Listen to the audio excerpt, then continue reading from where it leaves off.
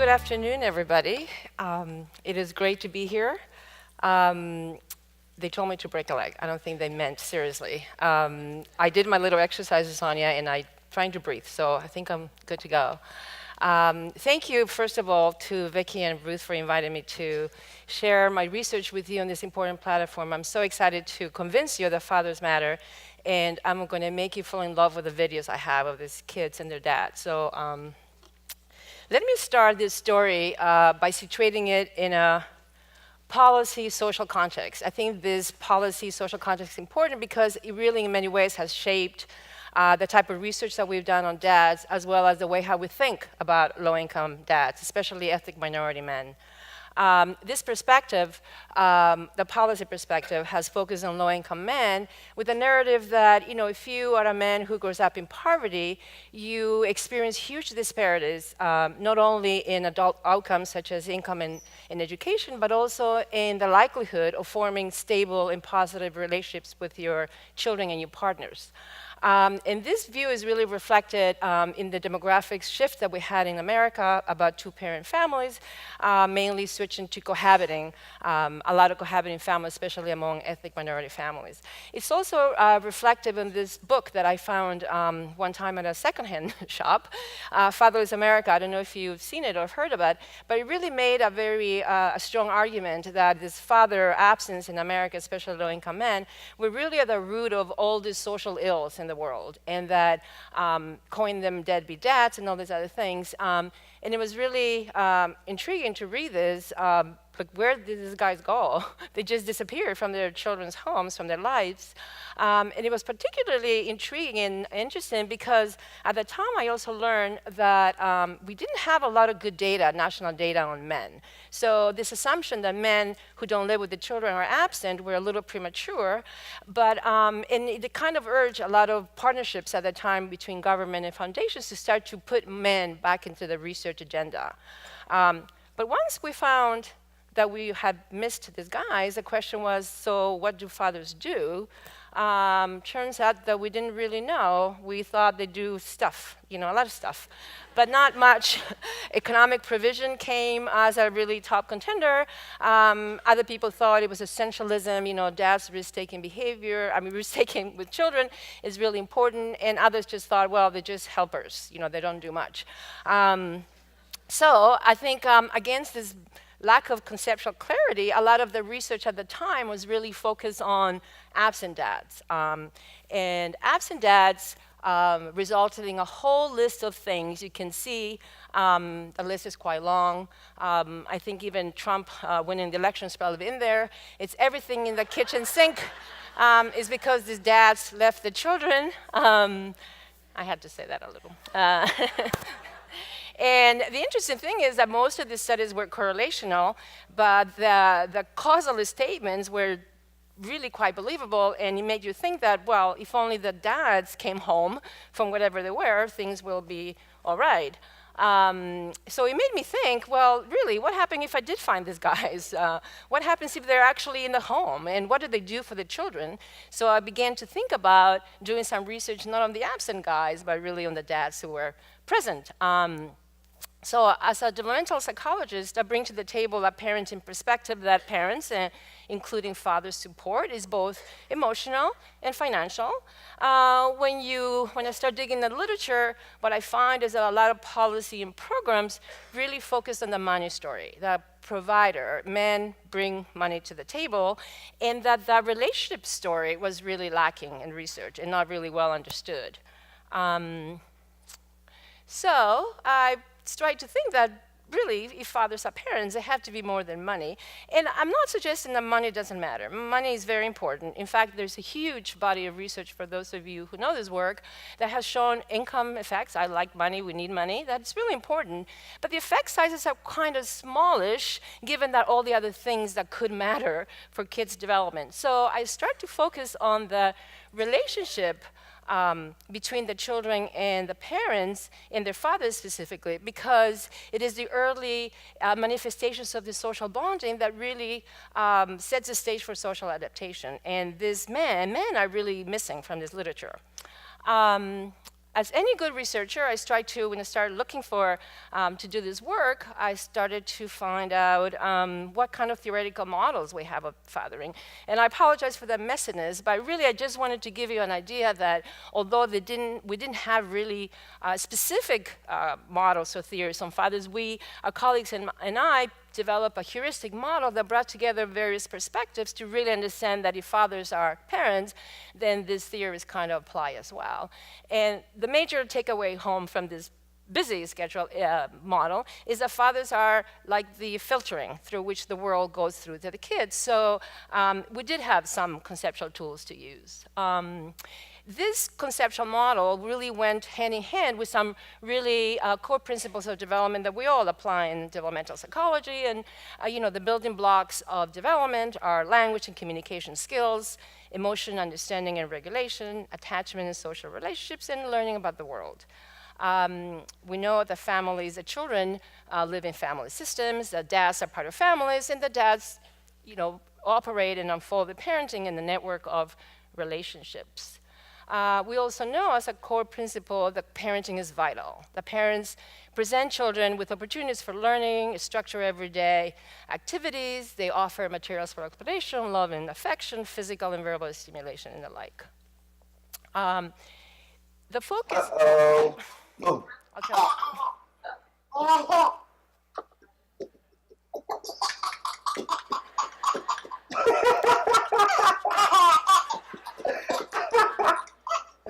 I never seen you laugh like that.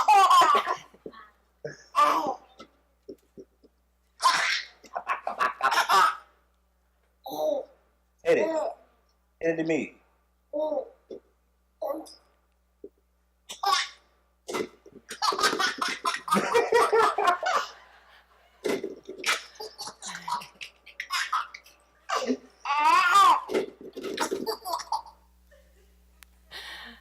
I pressed the button too quickly. I wanted to set the video up. So this is what I've been doing for the last, 20 years, trying to collect the evidence that fathers formed the relationships with the infants quite early on, and that we really have missed an opportunity to document them.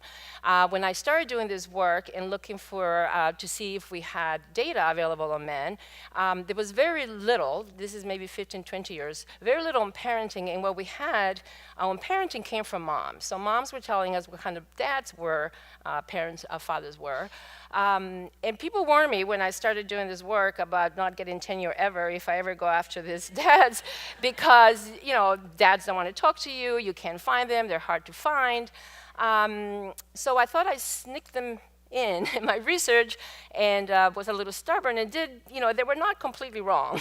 It was pretty hard to find these dads. I think the first study that I did with African American dads, it took me maybe 3 years. And you get adventurous, in the name of science, you're going to go after and find these guys. I've interviewed men in laundromats and truck shops and stops and all this, but I think the most adventurous one was where I went up to Harlem to meet Carlos, who told me to go to this corner and he will take me to his home. But I was so nervous that when I went to this corner, I forgot which corner he told me to. So I went to this corner and I said, I'm looking for Carlos. And this guy said, are you buying? And I'm going, no, I'm looking for Carlos. And he said, yeah, right. And I said, no, I'm looking for Carlos. And I'm thinking, don't argue with this guy. He thinks he lost a customer to Carlos. But I did find Carlos, and I did get the video, and I did finish the study, and it was quite wonderful. This isn't Carlos, by the way. To be able to capture the sensitivity of this guy and how gentle he was with his daughter. At the end of the visit, I was almost ready to buy anything he was selling, but I thought better of it. So I have used, after watching maybe 200 or 300 of these videos, the one thing that sticks out to me is the huge variability, and that seems like a simple story, but huge variability in how low-income men are attached to the children and are involved with them.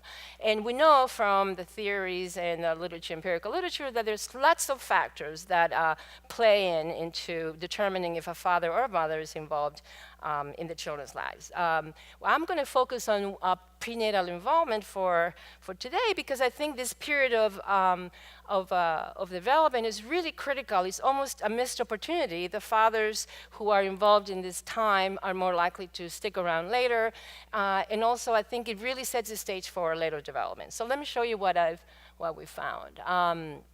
So in this graph, I can show you, it shows that fathers who are highly prenatally involved, that's the orange bar, and we had two measures, one set of questions inquiring about how father supports mom during pregnancy, and the other questions about how father is getting into this space. I'm going to be a dad, and he's going to be mine, and he's going to look like this, and he's going to play soccer or whatever.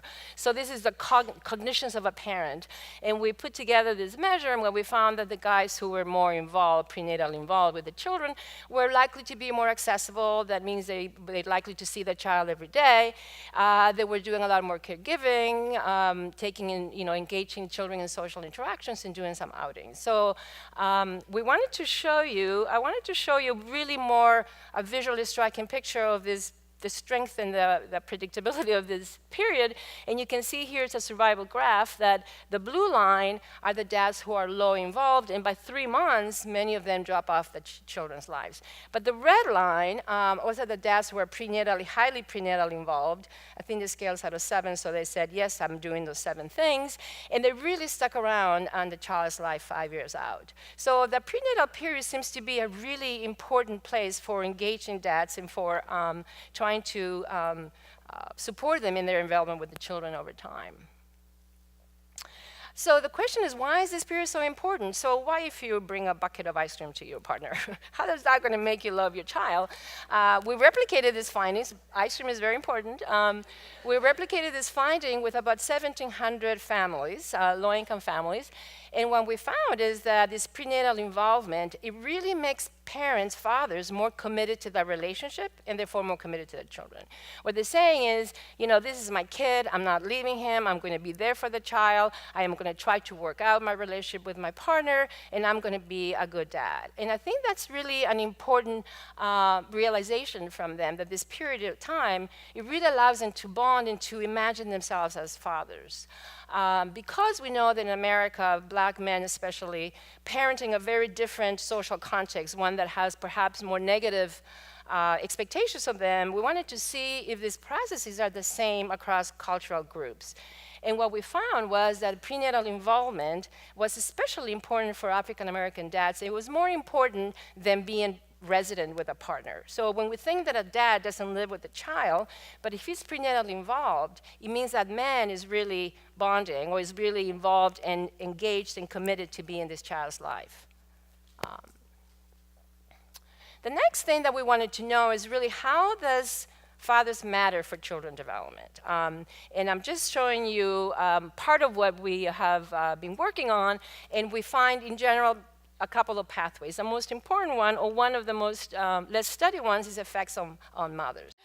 So you can see here, this is not surprising actually, the fathers who have more resources such as education and income, and also are more engaged with the children, that their parents or their partners tend to have better parenting, especially sensitivity, and especially in relation to father's engagement, the quality of engagement with the children, and the education. So there is a bit of a spillover effect or a direct association between what fathers bring to the table and the parenting of moms. We also wanted to see, so what happens if you have 2 super engaged parents, mom and dad? Is that a better situation for the child? And there are some cross-parental effects. And incidentally, a lot of the cross-parental effects are hard to do because a lot of the studies that are now collecting father data don't always include mom. And I'm trying to, to portray this picture of these families. There is a mom and dad together, so you really need to look at how they influence each other. And here, this study, we looked at the quality of play, and we called it playfulness. So how creative, how much joy you have when you're playing for your children. And we found that just moms and dads can be as playful, but the mom's playfulness is only significantly correlated with kids' outcomes, language skills, when father's playfulness is high as well. So there seems to be maybe a compensatory effect that fathers are having on the interactions of moms and their children. So the next couple of slides, I'm going to take you through some of the work we've done looking at to see if the father's engagement in various ways has an effect on kids' outcomes through language. Language is especially interesting to me because when I started looking at language, I hadn't really known that there were no studies looking at father language inputs to kids' inputs. And we were watching these videos, and I was listening to these guys talking to the 2-year-olds as they were talking adults, and I'm thinking, this is interesting. They're really using a lot of vocabulary, diversity, and really talking in sentences to the children. I wonder if it does anything. So we started doing some of this work, and this is a video to show you. Boo. What a baby. I can't. Hey! I can't see the baby. What Madison? Hey, Madison.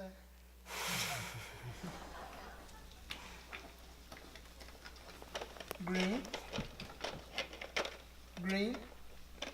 Square. Purple. Purple. Red. Good job. Give 5. This one. Come on. She's the cutest. She's now 18 months old and has discovered locomotion. She will not be. We went to her home the other day, and we said, "Can you play with Daddy?" She said, "Nope, nope, nope." So, so we had to come back another time, which adds to the years that this takes to collect this data. But nonetheless, I'm not giving up. I'm still kind of young. What I wanted to show you, this is a question that I've asked a lot of times. Just recently, a colleague of mine said, "Do you have any studies that show that fathers are just as sensitive as moms?" Why wouldn't they be? But we did this study anyway. So here they are. They are as sensitive as moms. They don't kill the children. They don't put them in blenders. They actually, and they talk to the children in adult language. They are as intrusive as moms, and some negativity as much, but it's kind of low. So in general, yes, they do. They do relate to the children in positive ways. They also matter for lots of types of communication. We did a study with, I just show you different pieces of findings for different studies. And as you can see, the father engagement with kids really has an effect on various aspects of how they communicate with the child, the total language, referential language, communication, diversity, and et cetera. Like the way the dads talk to the children is really interesting. I don't know if you've heard a dad, I'm sure many of you dads in the audience talk to your children differently. I was sitting in some place, I forget, in Europe, and there was a family sitting in front of us, and one of those rickety carts that looks, those cable cars that look like they're going to fall. And I see this dad saying to somebody, "Well, we're sitting here because if we sit at the front, we might crash and die." I go, "Oh my goodness, who are you talking to?" So I peek over, it's a 2-year-old. Dad just told her, "That's the reason we're sitting at the back and not at the front. We're going to die. Just move on." The child goes, "Got it, Dad." So this is really quite funny. It's not just the amount of time that they're spending with the kids. I wanted to look at the quality, especially in the language that I'll show you in a minute. And again, the story that I want to tell you is really there's such a huge variation in the amount of language and the quality of language as well between low-income dads and their children. Another thing that you can get a hold of with observational data is that the frequency and the quality of reading, for example. There are lots of national studies that show fathers don't read as often to their children. We know that. But the quality of the reading is so much higher than moms. Moms are not happy about this, but it's true. So we try to look at reading skills for obvious reasons, and here's this is an apple. snippet. And this is like a mango, kiwi, and orange, and a banana. No, you don't need those. And number 8. So the reading, 8 parrots. as you can see between the father and this child, it was really, if you've seen the whole video, it was really he was speaking Spanish and English. He was counting. He was being very aware that she couldn't count, so she used her fingers and stuff like this. So what we found was that low quality reading it really was not as effective as high quality reading. And the frequency was not as effective in terms of predicting language skills as was the quality. And let me show you what I mean by quality. So we coded the father's reading to the children into three categories: how much recasting he does, labeling, and WH questions. So when the father was turning the page, if she said cat, he'll say, not a cat, it's a dog. And she said cat, and go, nope. And so recasting is simply just telling the child that that's not a cat, it's a dog. Labeling, it's a label. And then the WH questions that are really interesting. What do you see? What are you saying? I don't understand. Repeat. Why? Things like that. And what we find is that not so much that, it's not that moms don't do it as much as as don't do it at all. They do use what we call this quality language, is that dads do more of it, and it really does predict language skills. And my lab has found this, 3 other labs have replicated this finding, so there's something there about how fathers, especially low-income dads, and remember, most of these dads have maybe a high school education, they're still having an impact on the kids' vocabulary. This is just to show you what I just said, that even though there is a differences in frequency of reading between moms and dads, the quality of dads is much higher than moms. Okay, so the other interesting question when you are doing research on reading is, why does it matter? Many of you, I'm sure, have read to a 2-year-old, and it's not an easy task. I'd rather write another grant than do another 2-year-old. You really have to be awake, well slept, just engage the child, because if not, you have this little kid who's walking around and wanting something else. And what we found was when the fathers were reading to the children, they were engaging the child's interest with W questions. What do you see? And turn the page. And the child's interest was increased. So we think that the child's interest might be another mechanism by which the quality of reading matters. It's like you engage the child's imagination, you're good to go. You don't need to read to this child anymore. They'll just do their own reading. And in focus group data, fathers will tell us all the time, is it normal that she wants me to read the same book 200 times because it's kind of boring? But yeah, you have now this child wanting to read on her own. The last area that I wanted to look at is really the impact of fathers on self-regulation skills. As we all know, self-regulation skills are another building block of development, quite important for social adaptation. And here's a snippet. Whoop! Not so fast. Not so fast. Ooh, hey, hey, hey. Oh. Yee. Yee. Yee. Yee. You. I want to play. I want to play. I want to play with you. I want to play. I want to play. I want to play with you. You can pick me up, put me down, pick me up and put me down, pick me up and put me down, pick me up and put me down. There's a lot of happiness there. The rough and tumble play, which I didn't show you, is really interesting, is fathers throwing the children up in the air, the children just flying and having a good time. But don't let mom do that. They really don't like it. It's like, I think you're going to drop me, mom. But they kind of trust dad. So rough and tumble play and physical play in general, it really provides a really nice context to learn to regulate yourself. You being too harsh, you being too rough, and dad will stop you. It's a fun way to learn those regulatory skills. Fathers are, as I said, as playful for mothers, and it really, in the playfulness context, it also affects not only self-regulation skills, but also vocabulary. Dads are talking almost the entire time through all these interactions. We wanted to, so this is our shout out to one of your fellows, Gina Cook, that we did this study together a long time ago. We wanted to see if the self-regulation skills matter for anything. Is father involving long-term effects, or they kind of die when parents move away or separate? And with this study, we found that 5th graders who said that they had a close relationship with dad, even though they didn't live with dad, but they had lived with dad when they were younger, were more likely to be rated by the teachers as having fewer behavioral problems, and they said they had more positive relationships with their peers. So it does have an effect, a long-term association with children's social adaptation. Discipline, of course, father's discipline. We were curious to see, how do you get a 2-year-old to comply to your instructions?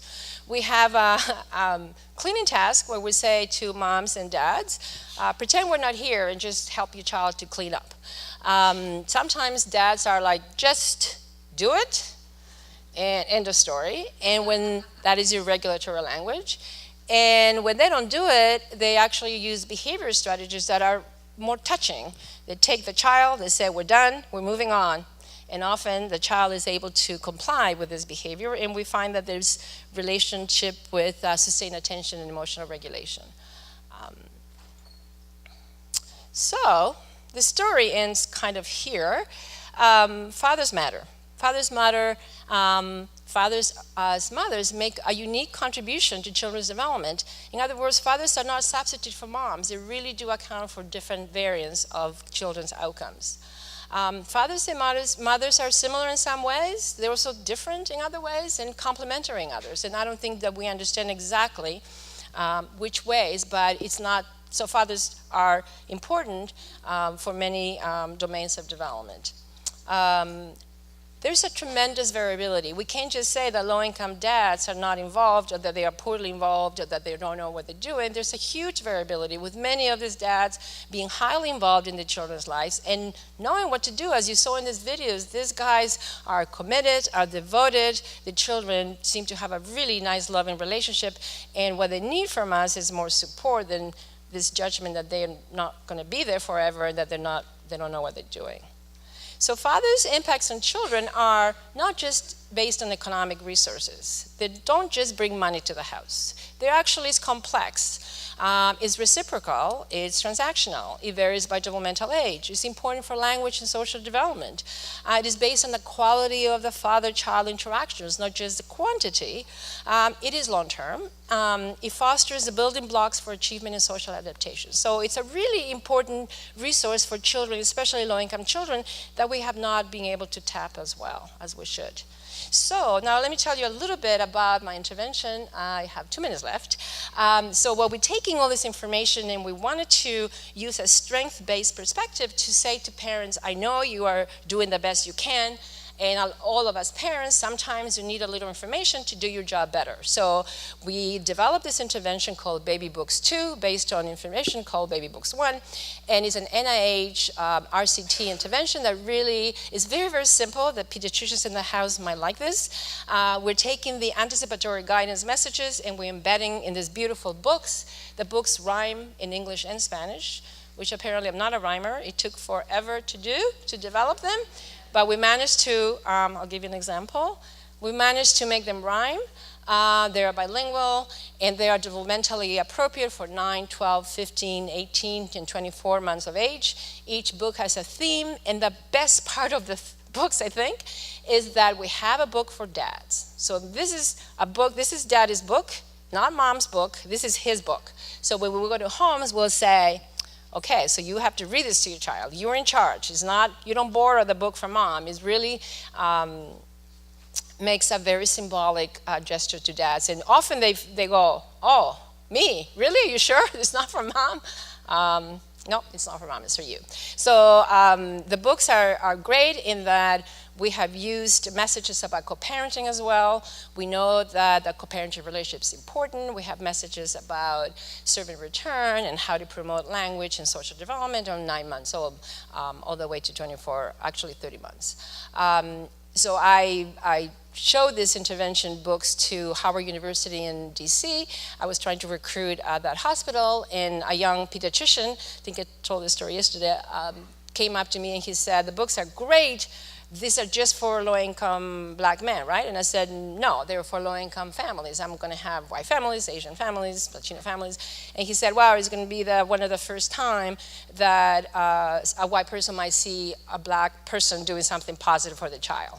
So just the image that we are trying to reimagine low-income ethnic minority men in a positive way. They can be good dads. When you see an ethnic minority dad, the first thing that comes to your mind in general is not, oh, there's a dad who's going to have a Rhodes Scholar. It's like we think, what's that dad doing? And I would hope that through the information that I show you today, that at very least we can think that there is a possibility that reimagining how we think about low-income ethnic minority men is really important to give these guys a chance to make sure that Madison grows up with a daddy who loves her and stays with her.